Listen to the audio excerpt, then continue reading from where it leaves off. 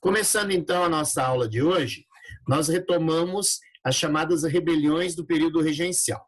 O que nós já vimos em momentos anteriores foi que o período regencial ele é marcado por muitas conturbações da ordem. Essas conturbações elas se devem principalmente à falta de autoridade do governo central. Grande parte da própria elite brasileira ela não se sentia na obrigação de obedecer outros membros da elite.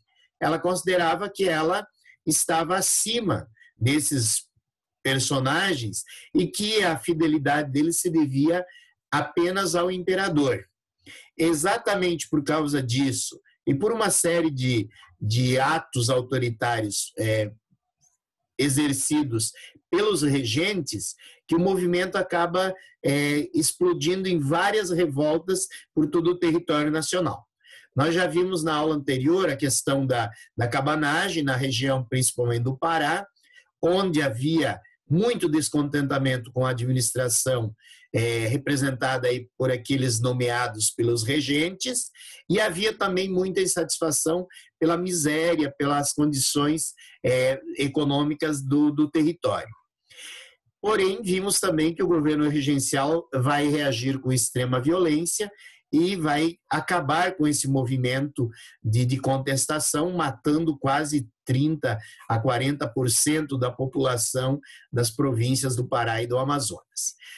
O segundo movimento que nós trabalhamos na aula passada, ele também é um movimento de contestação, não apenas à questão da administração, mas principalmente um movimento de contestação às condições sociais, quando você vê principalmente escravos africanos se rebelando contra o governo.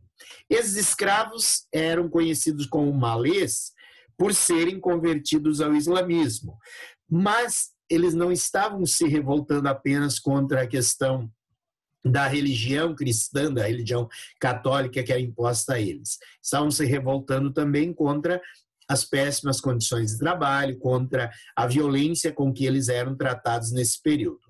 Lembrando que a revolta dos malês, ela está inserida num aspecto que a gente trabalhou anteriormente, quando vimos a independência do Haiti, ela é uma das que gera nos grandes proprietários de escravos no Brasil o medo de uma haitização, ou seja, de que ocorresse aqui no Brasil uma rebelião à semelhança do que ocorreu no Haiti, onde os escravos se rebelaram contra seus senhores e acabaram tomando conta do país. Então, a repressão violenta contra os malês, ela também está diretamente inserida nesse medo, nesse temor de que os escravos tomassem conta do território. Rebeldes contidos, digamos assim, logo a Bahia vai ser cenário de um outro movimento de rebelião. Esse sim, claramente contra o governo regencial. Esse movimento ele fica conhecido como Sabinada, o nome derivado de um dos principais líderes do movimento, um médico chamado Francisco Sabino. Basicamente, a Sabinada ela é um exemplo de como a autoridade dos regentes não era reconhecida por grande parte da sociedade brasileira na época. No caso da Sabinada, o objetivo é não aceitar os governantes impostos pelo governo, ou seja, os membros dessa revolta, eles tinham uma ideia um pouco exótica. Eles pretendiam proclamar uma república na Bahia, mas uma república com prazo de validade. Na visão deles, o governo deveria ser assumido pela sociedade baiana, mas essa república só deveria durar até a maioridade de Dom Pedro II. Ou seja, eles pretendiam permanecer como parte do Império do Brasil, mas enquanto o imperador não exercesse o poder, eles queriam tomar conta do território baiano. É um movimento que não tem o apoio da elite baiana, os grandes proprietários de terra, por exemplo, não vão apoiar esse movimento. Ele é um movimento essencialmente de classe média urbana de Salvador, com o apoio de alguns setores mais pobres. Na prática, isso acabou isolando o movimento, fazendo com que ele rapidamente fosse contido pelo governo imperial. Primeiro, porque ele ficou restrito a Salvador. Os grandes proprietários que não concordaram se retirar de Salvador foram mais para o interior, para o chamado Recôncavo Baiano, e ali eles organizaram uma resistência. Juntamente com as tropas da regência, eles isolaram Salvador, a cidade começou a sofrer com falta de alimentos, com dificuldade de comunicações, e rapidamente, então, o movimento ele é contido. Cerca de 1.200 pessoas acabam mortas nessas disputas, mais ou menos 3.000 pessoas foram presas, inclusive o Francisco Sabino, que acabou sendo deportado lá para a região do Mato Grosso e depois acaba morrendo lá, sem retornar à Bahia.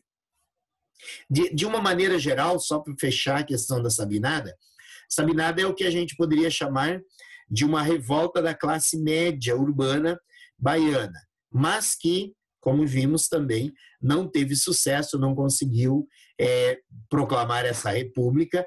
Rapidamente o movimento foi então debelado pelas forças fiéis ao governo. O segundo movimento que nós trabalharemos hoje é a chamada balaiada. Essa imagem ela ajuda a entender o nome dado ao movimento. Entre os participantes desse movimento de rebelião, nós temos grande número de artesãos que se dedicavam basicamente à produção de balaios ou de cestos feito de taquara, feito de vime, que eram muito utilizados na época para o transporte de mercadorias. Então, a partir dessa função de determinados elementos que participaram do movimento, tem-se o nome balaiada. A balaiada vai ocorrer principalmente naquilo que hoje é o Maranhão. Ela é um movimento um pouco mais longo, se estende aí por praticamente 3 anos, só termina aí no final de 1841, já durante o Segundo Reinado, e ela é principalmente um movimento das camadas mais humildes da sociedade maranhense. Começa a partir de alguns abusos cometidos por parte dos governantes locais, principalmente prisões arbitrárias, castigos corporais que eram infligidos à população mais pobre, não apenas a escravos, mas também trabalhadores livres de classes mais humildes, sofriam muita violência nesse período, e com isso, aos poucos, começou-se a ter aí um movimento de contestação às autoridades constituídas. Além disso, o Maranhão ele era uma região, uma província brasileira, que tinha uma economia muito precária nesse período.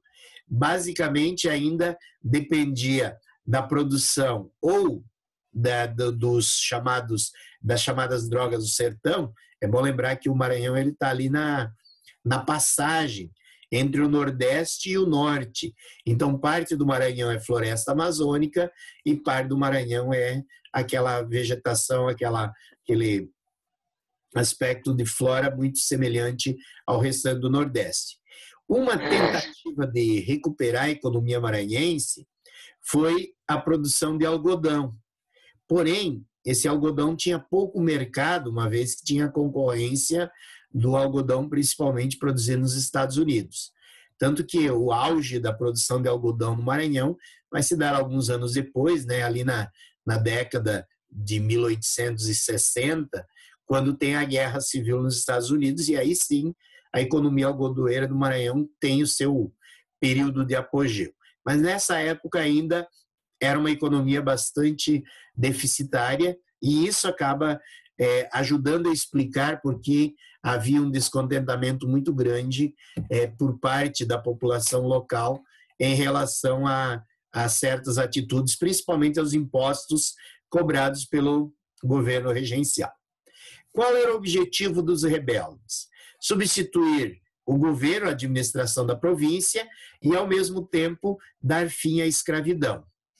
Dentre os grandes líderes desse movimento, você tem, como artesãos, trabalhadores livres, principalmente o Raimundo Gomes e o Manuel Francisco dos Anjos.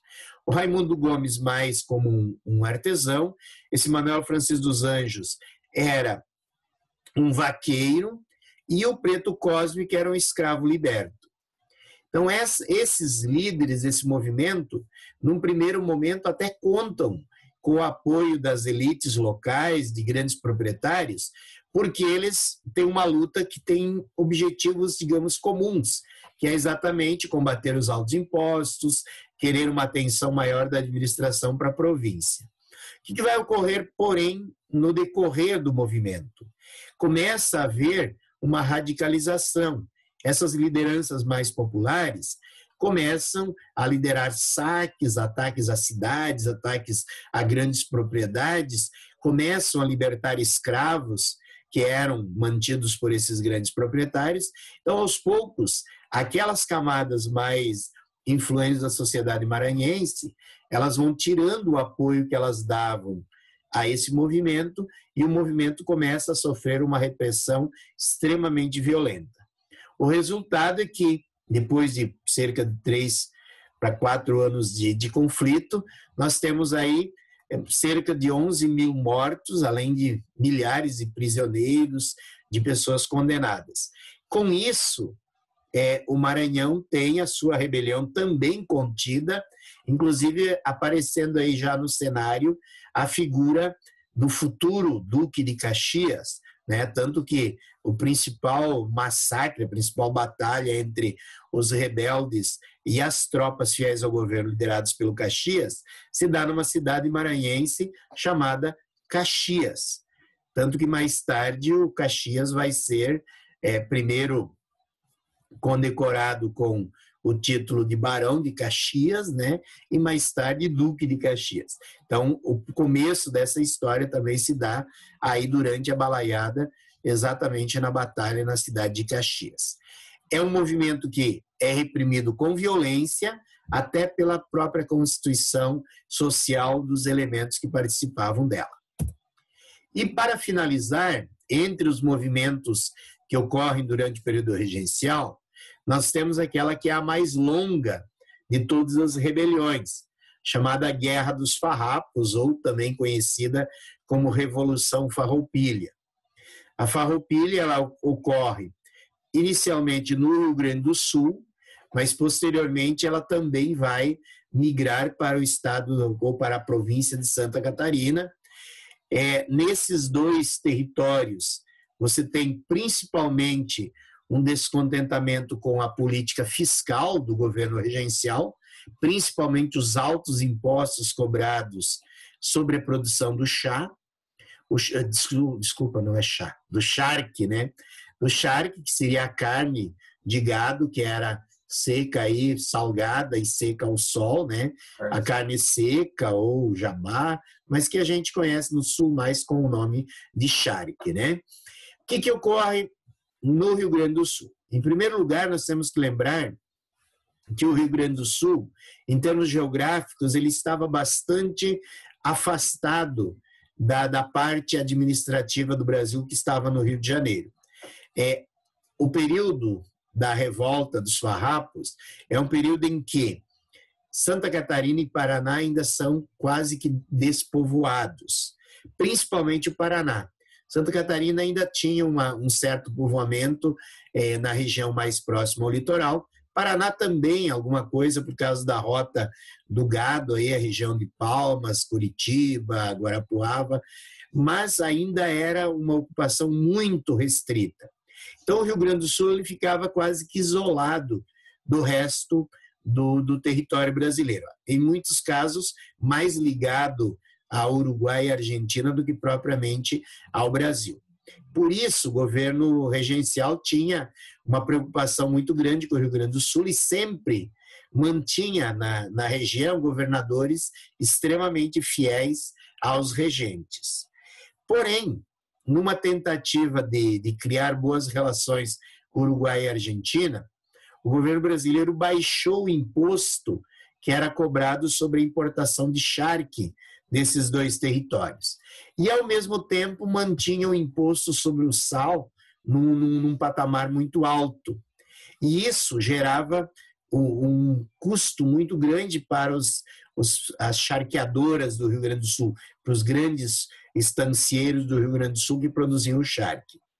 Resultado, o líder da chamada Guarda Nacional do Rio Grande do Sul, um fazendeiro chamado Bento Gonçalves, inicia um movimento de contestação a essa política do governo, acompanhada, é claro, por outras lideranças que também eram principalmente grandes proprietários de terra, grandes criadores de gado, e esse grupo começa a exigir, então, uma mudança, principalmente em relação à política do governo.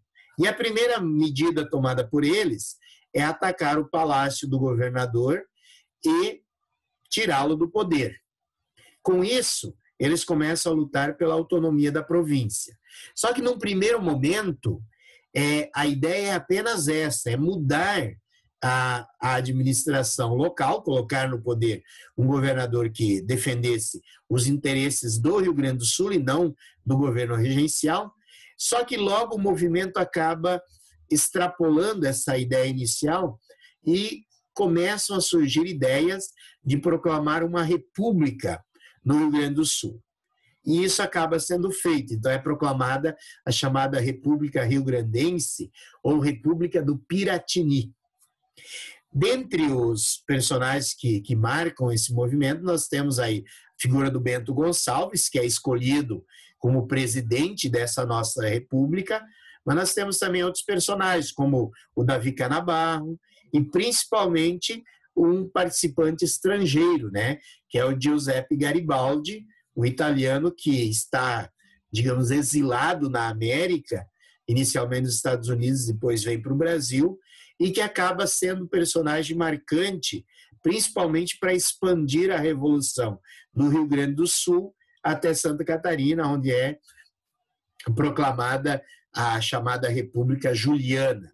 Então, nós temos a República do Piratini, ou Rio-Grandense, e nós temos a República Juliana, que é a incorporação de Santa Catarina nesse movimento. Apesar de toda a participação dessa elite rio-grandense, o movimento tem os seus altos e baixos. Em vários momentos, as tropas fiéis ao governo regencial conseguem impor pesadas derrotas aos revoltosos. O próprio Bento Gonçalves, logo no início do movimento, ele acaba sendo feito prisioneiro, é enviado para uma prisão na Bahia, e lá ele consegue fugir graças ao auxílio dos participantes da chamada Sabinada, isso em 1837. Depois de conseguir ser libertado, ele volta para o Rio Grande do Sul e mantém-se aí à frente do movimento até praticamente 5 anos já do segundo reinado. Bom lembrar que o período regencial termina em 1840, mas a Guerra dos Farrapos, ou Revolução Farroupilha, ela prossegue por mais 5 anos.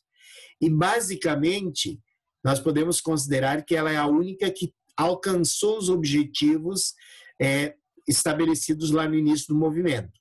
Qual era o objetivo principal? Diminuir o imposto sobre o sal, que era usado na produção de charque, aumentar a autonomia da província e, principalmente, sobretaxar o charque importado dos outros países do sul aqui da América. Depois de cerca de 10 anos, sem uma vitória efetiva dos revoltosos, começa então as negociações. O imperador Dom Pedro II nomeia como governador do Rio Grande do Sul o Duque de Caxias, e é o Duque de Caxias, então, que vai conseguir estabelecer um acordo de paz, o chamado Tratado de Ponche Verde, que vai estabelecer o fim desse movimento, o fim dessa rebelião, e vai garantir grande parte das reivindicações dos farrapos nesse processo.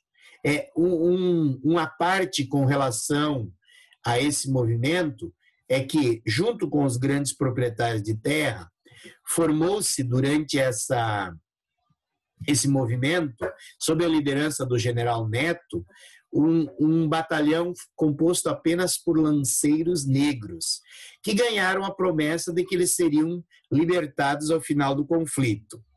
Porém, antes do final, quando basicamente já tinha se estabelecido a paz, vai ocorrer uma chamada Batalha de Porongos, isso ali no final de 1844, onde grande parte desses lanceiros negros são emboscados e massacrados pelo exército brasileiro. Muitos até hoje dizem que isso foi uma tentativa de evitar a libertação desses escravos, até gerando um exemplo de que outros escravos pudessem querer se manter ou obter a sua liberdade. O líder desses lanceiros, o general Neto, inclusive, se exilou em protesto por causa desse massacre, não concordando com ele. Mas, de uma maneira geral, a Farroupilha ela foi assim, um movimento inédito em termos de rebeliões no Brasil. Primeiro, por ter envolvido basicamente a elite do Rio Grande do Sul, e segundo, por ela conseguir ter as suas reivindicações, os seus objetivos atendidos. Essas duas imagens elas são aspectos simbólicos da Farroupilha. Quando eu falei antes que o Garibaldi levou praticamente a Revolução Farroupilha para a província de Santa Catarina, isso se deu por quê? Porque o governo regencial, sabendo que os rebeldes precisavam de mercadorias, tanto vender quanto comprar, ele havia fechado os portos de acesso do Rio Grande do Sul. O Garibaldi construiu 2 embarcações, atravessou com essas embarcações por terra, puxadas por bois, e foi até o porto de Laguna, em Santa Catarina. Por isso, a incorporação de Santa Catarina ao movimento do Rio Grande do Sul, para ter uma saída para o mar por parte dos rebeldes. E é exatamente em Laguna que ele vai conhecer aquela que seria sua futura esposa, né, a Anita Garibaldi, que depois retorna, ou quando o Garibaldi retorna à Europa, retorna à Itália e participa da luta pela unificação italiana, a Anita vai com ele, participa dessa luta. Então, assim como ela é um personagem histórico aqui no Brasil, ela também tem, inclusive, um monumento em sua homenagem na cidade de Roma, na Itália, que é considerada uma das personagens do processo de unificação italiana lá em 1870, 71. Então, um pouquinho dessa história também. Mas, de uma maneira geral, todas essas revoltas, elas tinham um fator comum, que era o quê? Era a insatisfação com o governo regencial. E aí começam a surgir sugestões. Como resolver todas essas dificuldades que o Brasil enfrentava nesse momento? Qual era a solução? E muitos começaram a defender, lembre-se que nós tínhamos nesse momento uma divisão política entre os liberais e os conservadores, e nós tivéramos há pouco tempo uma mudança na composição da regência. A regência de Trina havia passado a ser una, e o regente uno, inicialmente, era o padre Diogo Antônio Feijó, que representava os liberais. Porém, o Feijó, por questões de saúde, principalmente, dada a sua incapacidade de resolver as revoltas, ele havia renunciado ao seu mandato. E aí foi escolhido para ser regente uno um membro dos conservadores, um sujeito chamado Pedro de Araújo Lima. E o Araújo Lima passou a usar de mais força, de mais violência até para tentar conter as revoltas, mas mesmo assim o clima no país continuava sendo de grande instabilidade. A cabanagem não tinha acabado, a balaiada continuava, a farroupilha estava a pleno vapor. Então começou-se, principalmente por parte dos liberais, a se defender a antecipação da ascensão ao trono de Dom Pedro II. Esse movimento, o chamado Clube da Maioridade, vai resultar na antecipação num ato adicional à Constituição, aonde se estabelece que o imperador não precisa mais ter 18 anos, mas sim 15 anos, para que ele possa assumir o trono.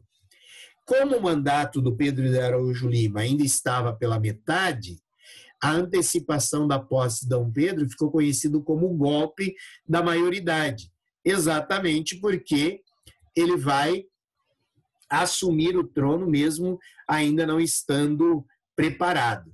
Tinha até uma quadrinha na época, né, que diz assim: queremos Pedro II, ainda que não tenha idade.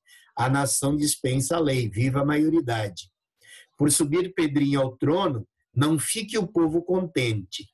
Não pode ser coisa boa servindo com a mesma gente.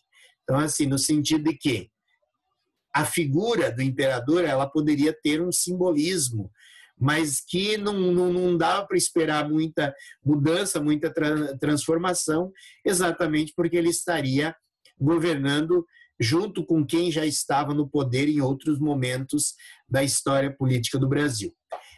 De uma maneira geral, um dos grandes líderes desse movimento é o Antônio Carlos de Andrada.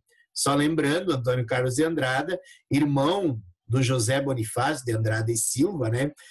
Um dos personagens lá do período ainda de Dom Pedro I, quando tentou-se fazer uma constituição mais republicana do que monárquica, né? E que acabou sendo dispensada, dissolvida pelo Dom Pedro I.